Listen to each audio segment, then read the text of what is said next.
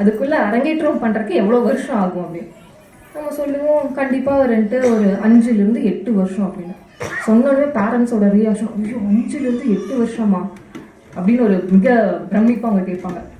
சரிங்க, அப்படின்னா நிறைய செலவாகுங்களா அரங்கேற்றம் பண்றதுக்கு, சலங்க பூஜை பண்றதுக்குலாம்? இப்பதான் கிளாஸுக்கே வராங்க, இன்னும் கிளாஸ்ல அட்மிஷன் போடல, பூஜை பண்ணல, அதுக்குள்ள அவங்க கேட்கறது 8 வருஷம் கழிச்சு அரங்கேற்றத்துக்கு எவ்வளவு செலவாகும்னு எடுத்துக்க முடியல.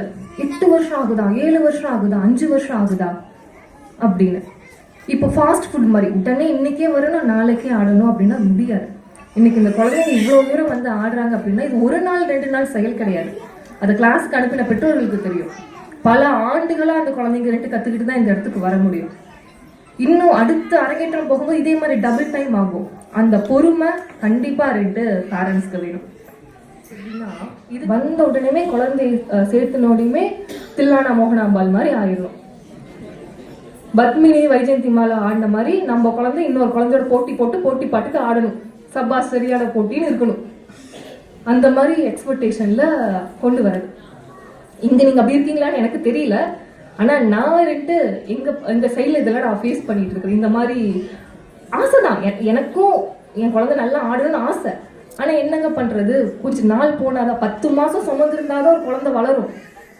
அது மாதிரிதான் நீங்க 7 வருஷம் 8 வருஷம் ஒரு டீச்சர் கிட்ட விட்டீங்கன்னா தான் அந்த குழந்தை அரங்கேற்றத்துக்கு வரும். அவசரமா நம்ம 3 மாசத்துல குழந்தை பெற்றுக்க முடியுமா? அது மாதிரிதான் இதுவும். நீங்க அதே மாதிரி 8 வருஷம் 9 வருஷம் கண்ணை மூடி ஒரு குரு கிட்ட விடுங்க.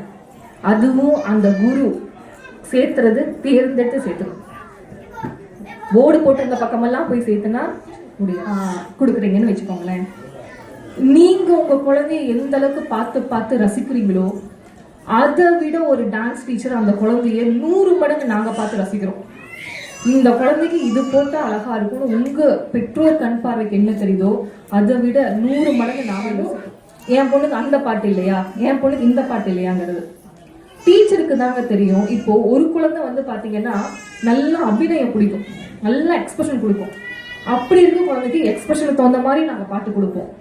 ஒரு சில குழந்தைங்க நல்லா இருந்து ஃபாஸ்டா ஆடுவாங்க, அப்ப அவங்களுக்கு ஜதியிலா இருக்கிற மாதிரி நாங்க கொடுப்போம். ஸோ அதுல வந்து பேரண்ட்ஸ் வந்து கேட்கறது இந்த பாட்டு அந்த பாட்டு நல்ல பாட்டா கொடுங்க அப்படின்னு. பரதநாட்டியத்துல ஏதுங்க நல்ல பாட்டு கெட்ட பாட்டுலாம், எல்லாமே நல்ல பாட்டு தான். எந்த பாட்டு